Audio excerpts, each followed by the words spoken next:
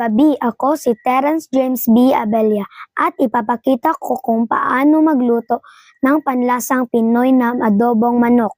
Una, ihanda ang mga ingredients at karne ng manok. Sunod, maglagay ng kaunting mantika sa mainit na palayok. Pagkatapos, ilagay ang bawang, sibuyas at luya. Isunod ang karne ng manok at isunod ang mga pampalasa tulad ng tuyo, suka, paminta at kaunting asin at haluin.